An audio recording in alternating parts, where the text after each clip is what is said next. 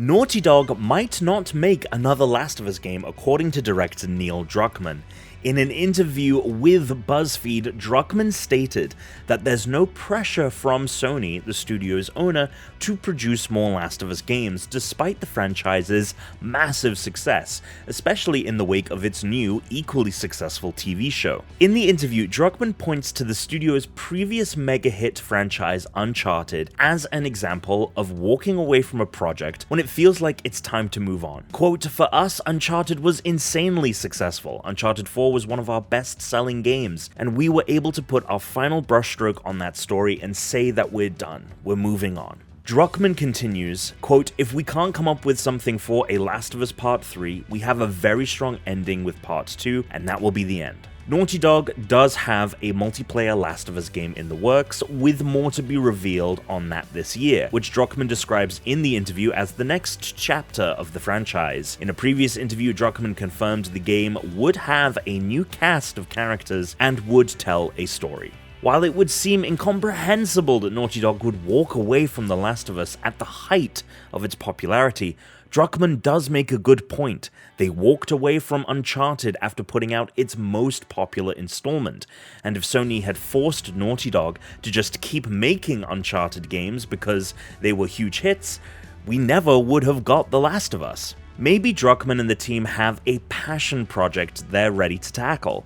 Tango Gameworks certainly did, and from the buzz online, Xbox and Bethesda have a hit new game that no one knew about until just yesterday. A surprise announcement during Xbox's Developer Direct video, the developers behind The Evil Within and Ghostwire Tokyo revealed a very different kind of game, and you can play it right now. Hi-Fi Rush is a colorful action rhythm game featuring an animation style similar to Into the Spider-Verse. It features the character Chai and his robot cat companion 808 as he takes on the mechanical minions of Vandalay Technologies. The game requires the player to time their movements and attacks to the beat of the music, with advanced combos and skills to learn. I've played a couple of hours and can't wait to dive into more. The title is available via Game Pass on Xbox and PC, but can be purchased on both for $30 if you don't have a subscription. If you do have Game Pass, Xbox pulled out all the stops to turn around its January, which was initially looking very light. On top of Hi-Fi Rush and up-resed GoldenEye, which is being added on Friday, subscribers will also be able to pick up Age of Empires 2 Definitive Edition and new indie game Inkulnati on January 31st.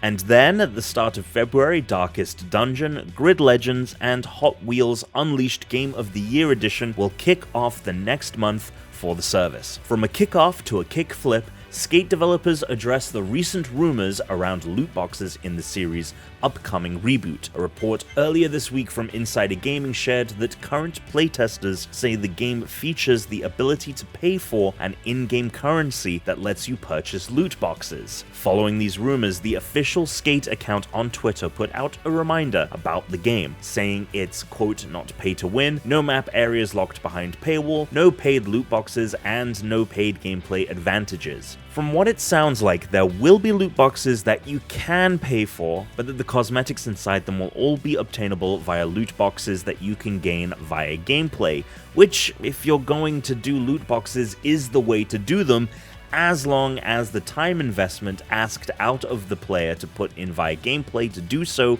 is reasonable, which, well, time will tell if that's the case. Would you be upset if we never got a Last of Us Part 3? Are you going to be playing Hi-Fi Rush or GoldenEye this weekend? Let us know in the comments, and we'll see you here for more GameSpot news.